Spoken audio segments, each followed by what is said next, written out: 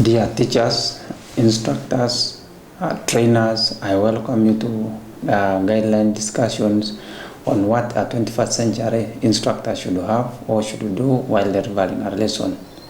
As you're aware, one of the methods is participatory methodology, and in this methodology, like it is saying, participatory, it is learner-centered, not teacher-centered.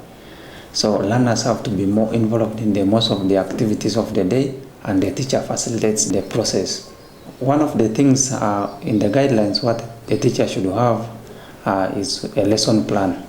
And in this lesson plan, there are very many things involved in it, or there are many things that are encompassed in the lesson plan. There are things like roll call, taking roll call, review of the previous lesson. This one just helps you to know, to see whether the students had a good understanding of what you taught or they understood. You also have to introduce the new lesson. This one now you are introducing from the known to unknown, the new lesson that you are going to teach the day. Then there are also other things like the developments. Could have development 1, 2, 3, and then besides those ones you have the conclusion. All that are in the lesson plan, and of course the working drawings have to be there. So if you are going to teach a practical class, like for example, you are going to teach about maybe stretcher bond that is in building construction, then your students must have safety wear or safety gears on. The safety gears we mean here are the gumboots or the safety shoes, the hand gloves, the helmet, the overall. All these things help, they help the trainees from injuries. Maybe since these materials are heavy at times, like the blocks, you find in case if it happens to fall, it can damage somebody's feet. So it protects the students' feet and the hands from getting injuries, since also the tools are sharp. When all this is assured, or when you are sure that the trainees are well protected, then allow them to take a lead in the creation of the group. Like we said, it's participatory methodology. It is learner-centered rather than teacher-centered. So give them the liberty, they create the groups, and then you just facilitate group creation. By so doing, you will have put the activities to be done by the learners themselves, most of them.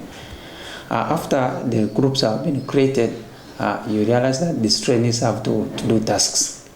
And now the teacher comes to facilitate the trainees by giving working drawing. From these working drawings, where the learners are going to look at and follow the steps on what they are supposed to do, one by one, until they reach the last step. Like we said, in the 21st century skills, the trainees should also be able to communicate effectively. They should be able to think critically, and they should also be creative. Besides that, allow the trainees to have the instructional materials, and the trainees should have their tools. During the demonstration process, the teacher can ask the learners themselves, after they have interpreted the working drawing or studied the working drawing, can ask one of the trainees who has understood to come and demonstrate for the fellow trainees or learners while you are there just facilitating. Learners should ask questions to the teacher. Then also a teacher can ask a few questions, but most questions should come from the learners so that they can fully get to know what they are supposed to do. The teacher's work is to move around to assess them, see what they are doing, maybe probably guide them. So during the working groups is when the fellow learners can teach their fellow learners. In conclusion, you have to give feedback, but also you ask questions and you give also the answers. Then also the trainees or the learners ask the questions about what has gone on the lesson, where they have not maybe mastered well, and then you give a feedback on their participation. So it is critical, or it is important, that at the end you emphasize on the key points or the main points that they are supposed to follow. These guidelines cut across all the trades that are offered could be a community training, community polytechnic, could be a vocational training institution, could be a technical institution. They cut across all the trades that are taught there. I'm going to welcome you to watch a video just so as to to enable you understand fully what we have just discussed on about the guidelines for participatory methodology. Once again, I thank you.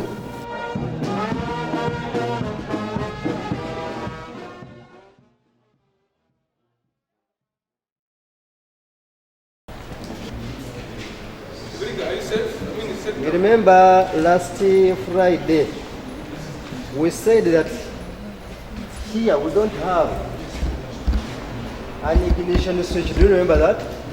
And we said we can include an ignition switch in that circuit. We are going to have a switch. This one is outside the reading. It is outside the reading. This one should be connected direct here. The reading is this unit here. It is shown by this.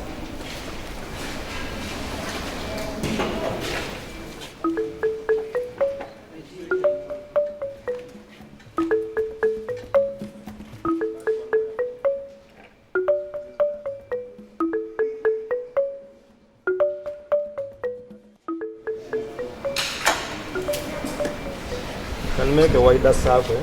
I told you last Friday that you can test it. The horn direct.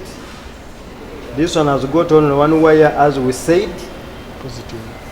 This one supplies the positive. Yes. The negative is supplied by the board. How do you call this? How is our battery? Have you measured it? Bring the meter, measure the battery. What is the voltage?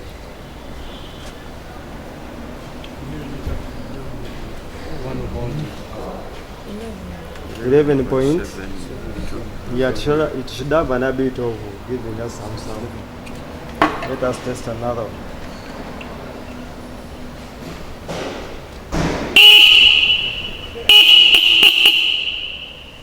But the sounding is not anybody with a start. Just another one.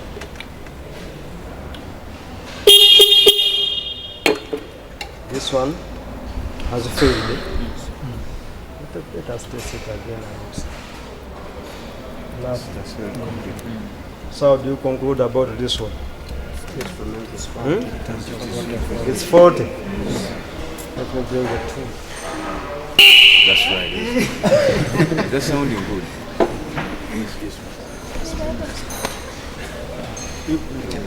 This one here is an adjustment screw. I see it. Let us try to find out whether we can do anything so that can give us the sound. Sometimes if you overtension the diaphragm, it will not have.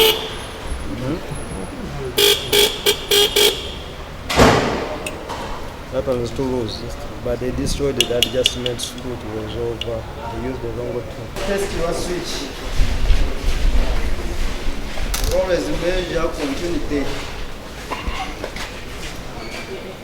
A good working switch.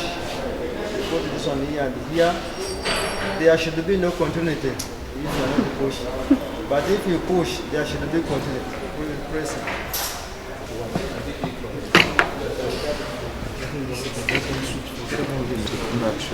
So when you want to measure the voltage, the easiest way of this one connecting, because now that one is an earth switch, it is bringing the negative, isn't it? So that wire which comes from the battery, negative terminal, it is supposed to be fixed on this body. Yes, we are going to fix it. So before it reaches this body, it must pass through a switch, because that switch must supply negative. Are you getting me?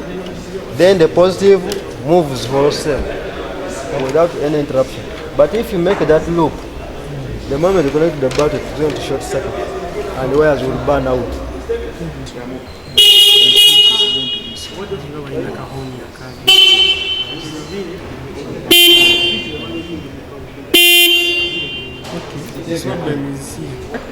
So now the terminal which comes from the battery and the terminal which comes from the button switch, those two terminals must have continuity on the reading.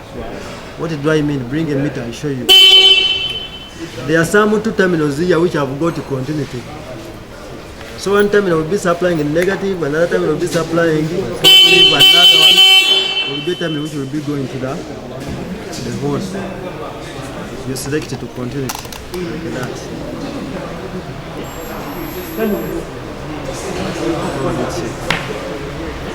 You come and measure this and this.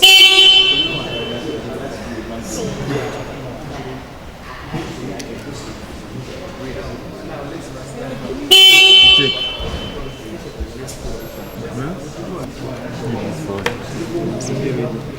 Test this. Before you use the circuit in this, I mean reading the circuit, you must first test it.